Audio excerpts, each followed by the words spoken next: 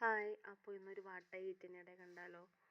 അപ്പോൾ രാവിലെ എണീറ്റ് കഴിഞ്ഞാൽ പിന്നെ കട്ടൻ ചായ കുടിച്ചു. കട്ടൻ ചായ കുടിക്കലൊരു ശീലമായി. ഇപ്പോൾ നിർത്തി വെച്ചതായിരുന്നു, പിന്നെയും തുടങ്ങി. പിന്നെ രാവിലെ പിന്നെയും കട്ടൻ ചായ, ഇഡ്ഡലി സാമ്പാറായിരുന്നു കഴിക്കാനായിട്ട് രാവിലെ.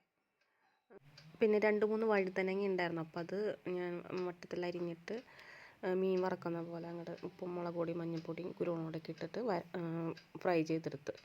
അപ്പോൾ അതും ഉണ്ടായിരുന്നു ചോറിന് കഴിക്കാൻ. ചോറ്, വഴുതനങ്ങ ഫ്രൈ, പിന്നെ അച്ചാർ, മീനച്ചാർ, സാമ്പാർ കൂട്ടി കഴിച്ചു.